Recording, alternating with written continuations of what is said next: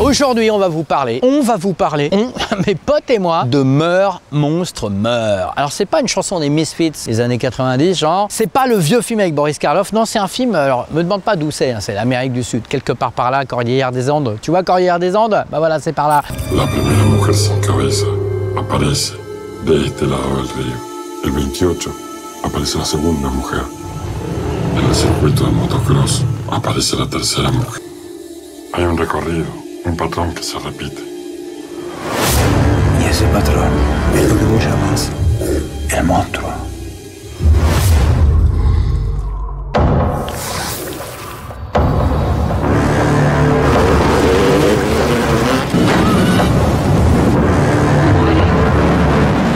C'est un film vraiment étonnant, je tiens à vous dire pourquoi c'est étonnant. C'est un film d'horreur psychologique, lancinant, qui prend son temps, avec des vraies séquences ignobles et qui était en sélection officielle à Cannes, Un certain regard. Donc ça, faut quand même le dire. Puis c'est pas un film de poseur, genre ouais, t'as vu, je fais des films d'horreur. Le mec est habité par un truc, alors plein de symbolisme, un peu lourd, un peu compliqué, on comprend pas toujours tout, mais le film est incroyable, c'est une sorte de voyage, faut se laisser porter. Et il y a vraiment, à la fin, des séquences qui sont vraiment flippantes.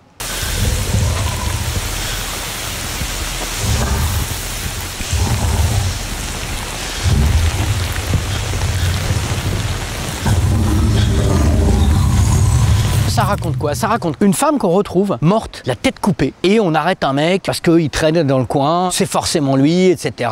Et puis la propre femme de ce mec-là est retrouvée tête coupée, donc c'est forcément lui. Il est dans un asile, et il dit, j'entends une voix qui me dit meurs, monstre, meurs, comme si le monstre était à l'intérieur de lui. Le monstre est-il à l'intérieur de lui? Le monstre est-il un monstre de chair? Le monstre est-il un peu nous tous? On ne sait pas. C'est un film où on ne sait pas.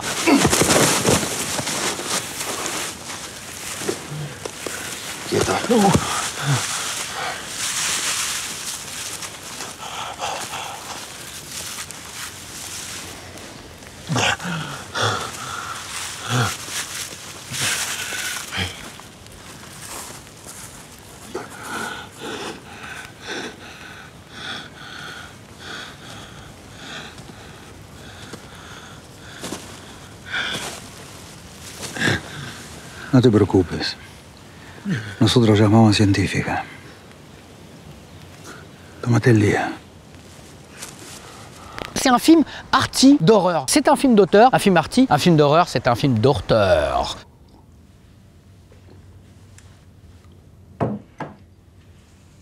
¿Son las palabras solamente las que te agreden? Existe también el horror de las imágenes, pero eso no es expresable. Háblame de esas imágenes.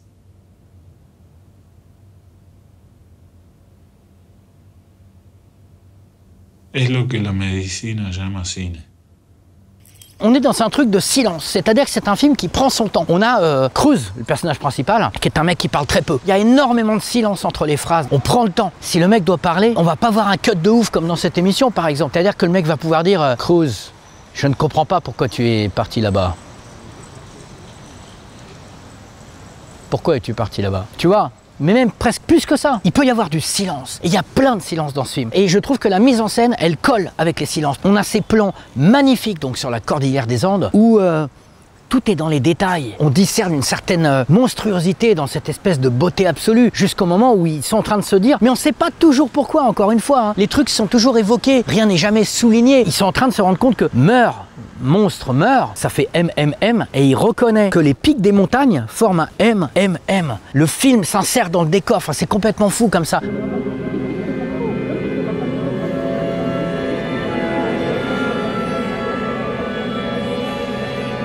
Mira el dibujo, mi capitán. Son 3 montañas. 3 M's.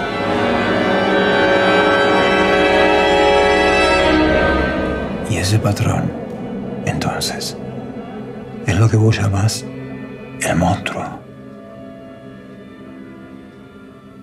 Llámelo como quiera. Même la musique est formidable, la musique épouse bien ça, c'est une espèce de musique charnelle, presque contemporaine. Le compositeur est très jeune, il est né genre en 93, une espèce de petit génie. Il a eu un prix pour cette musique de film là, il est bardé de prix de partout, il travaille avec tous les orchestres symphoniques, machin.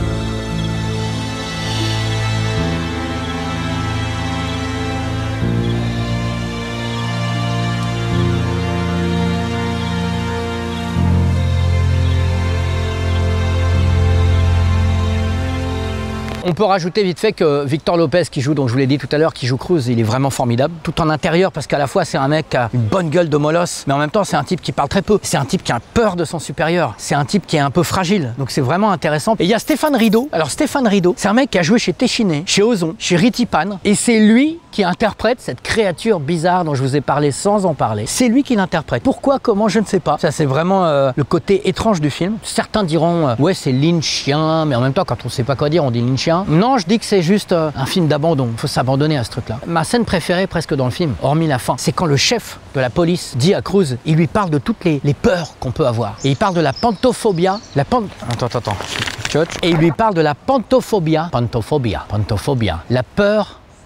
J'ai encore oublié, c'est pas possible, coup de mec. Donc il lui fait une liste comme ça de peurs qui existent, dont la pantophobia, qui est la peur de tout. Imaginez qu'il y a des gens qui sont atteints de la peur de tout. Et il termine par la phobophobia, la peur.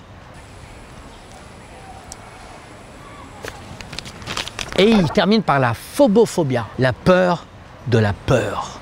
Et il dit c'est une vraie peur qu'on ne guérit pas. On a peur d'avoir peur. Et le film, il est un peu comme ça, il est un peu abstrait, il y a cette espèce de peur impalpable. Impalpable. Elle est impalpable. Elle est impalpable.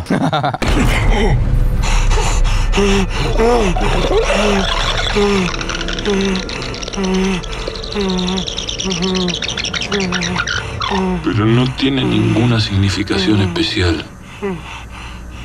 ¿Cómo que no? Fue un monstruo el que mató a tu mujer, ¿no?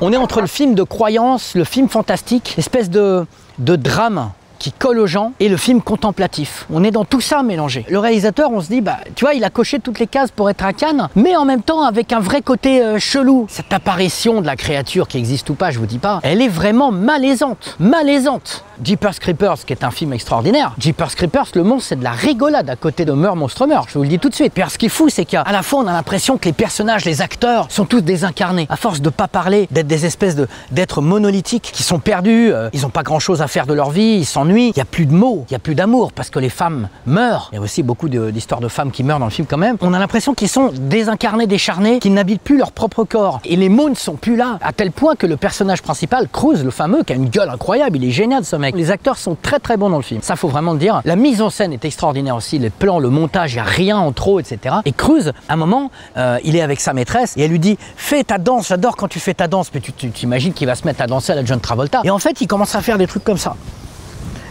Et elle rigole, elle adore. Son corps bouge d'une manière complètement folle. Je vous dis pas pourquoi il se retrouve tout seul dans une boîte de nuit. On le voit danser devant le miroir. On ne voit plus que des corps. Les mots, finalement, ne sont pas utiles dans ce film-là. On est dans le ressenti. Les personnages ne parlent presque plus. Les personnages sont seuls. On n'explique pas tout. La musique n'est pas des thèmes. C'est pas des trucs qu'on chante. C'est une atmosphère. Les décors sont tellement désertiques, tellement vides. On est dans l'abstraction, puisque dans l'ajout. D'où l'impact incroyable qu'on a à la fin du film quand on voit ce qui se passe à la fin du film. Puisque ce qui se passe, à la fois le visage d'un sexe masculin, un serpent comme ça, un peu comme le film, ça avance comme un serpent, la terreur, le mystère, le doute, la folie avance comme un serpent. Ce truc qui apparaît à la fin, comme un sexe d'homme et un sexe de femme qui dévore. Il y a quelque chose de fou, mais de fou, vraiment. On est dans quelque chose de beau.